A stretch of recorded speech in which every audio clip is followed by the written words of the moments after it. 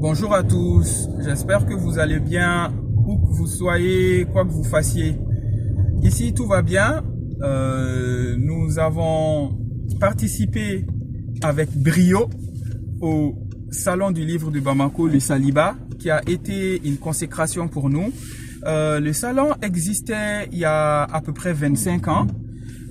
Il a été arrêté pour des raisons pour lesquelles il a été arrêté. Et là, dans le cadre du nouveau plan marketing territorial, il a été restauré. Et bien avant sa restauration, il y a eu, comme l'expliquait M. Fofana, un ensemble de processus à travers la création de journées du livre, à travers la création d'événements, de rencontres autour de la lecture, de la littérature du livre, et jusqu'à la consécration de cette première, de ce premier salon qui s'est passé quand même sur, on va dire 5 jours, dont 3 jours ouvrés et le week-end. Donc nous pourrons être fiers d'avoir participé finalement à cette première édition depuis 25 ans et nous espérons vous revoir pour les prochaines éditions. Et comme je vous l'ai dit, on a choisi finalement ces vidéos-là pour en faire des routines de discussion. N'hésitez pas souvent à me mettre vos commentaires par rapport à vos avis sur les sujets dont je parle. C'est vrai que souvent je ne me présente pas vraiment, mais je présente plus les projets liés à la bibliothèque. Voilà. Mais moi, je m'appelle Monsieur Diakité Soumaïla. Je suis entrepreneur social. J'ai fondé mon agence de communication dans les années 2017. Et on a entrepris pas mal de projets en France, au Mali. Et justement, c'est à travers l'ensemble de ces projets, l'ensemble c'est dans le cadre de cette aventure entrepreneuriale finalement que nous sommes arrivés à l'aboutissement qu'est la création quand même de la première bibliothèque sociale de tout le Mali dans l'histoire du Mali tel que nous le connaissons. Le Mali qui a été créé ou qui a pris son indépendance dans les années 60. C'est la première bibliothèque sociale faite par des Maliens pour les Maliens.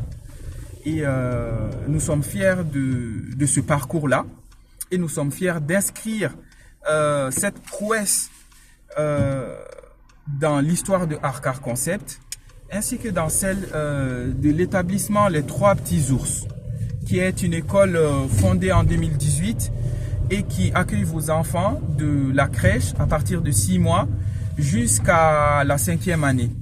Donc le programme est un programme hybride, c'est-à-dire un mix entre l'éducation nationale, voilà, l'éducation du Mali et le programme français. Donc n'hésitez pas, c'est le moment des inscriptions pour la rentrée 2024. Pour en savoir plus, vous pouvez me contacter en inbox, je vous mettrai en contact avec la directrice, ou vous pouvez taper crèche maternelle Les Trois Petits Ours. Vous retrouverez notre page Facebook sur les réseaux sociaux. Et nous tenons à dire que nous sommes encore fiers de cette prouesse-là. Nous allons tout donner pour que vous soyez satisfaits de nous et que ce projet prenne toute sa place dans l'écosystème économique, culturel, dans le tissu local. Et c'est aussi grâce à vous, parce que vous nous encouragez au-delà des frontières, au Mali, en France, partout dans le monde. Donc merci beaucoup pour cela. La bibliothèque finalement est ouverte. Justement, le salon a été un déclic pour nous. Du coup, nous avons décidé d'ouvrir la bibliothèque et vous pouvez passer dès à présent pour vous inscrire. L'inscription, c'est 10 000 francs pour un individu et 20 000 pour une famille, monogamique, polygamique, et peu importe le nombre d'enfants que vous avez. C'est 25 000 francs CFA pour les écoles privées, les universités, les entreprises qui souhaitent emprunter nos livres pour les reprographier afin d'enrichir leur bibliothèque. Figurez-vous que lors du salon, on a également eu une proposition à laquelle nous n'avons pas pensé, c'est celle d'inscrire les salariés d'une structure, publique ou privée, à la bibliothèque. Donc, nous avons décidé de mettre en place un certain tarif en fonction du nombre de salariés dans l'entreprise. Parce que qui dit beaucoup de salariés dans l'entreprise dit beaucoup de moyens pour l'entreprise.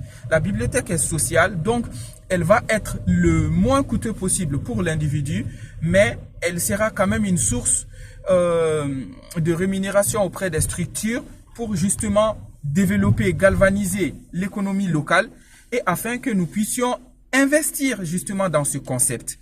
Parce que nous n'en sommes qu'à nos débuts. Donc, restez connectés. Vous allez apprendre énormément de choses dans la gestion de projets à nos côtés. Parce que ces vidéos, ces rendez-vous audiovisuels, c'est aussi pour parler justement d'entrepreneuriat, de projets, d'ambition, d'éveiller ou d'allumer la flamme chez certains qui veulent se lancer et qui hésitent encore. Nous ne sommes le modèle de personne. Nous défendons juste ce en quoi nous croyons et nous espérons être une locomotive pour les autres qui feront même mieux que nous en fait. C'est ça finalement être un leader. Inspirer les gens pour qu'ils fassent mieux que nous et qu'ils nous dépassent. Merci à vous. Au revoir.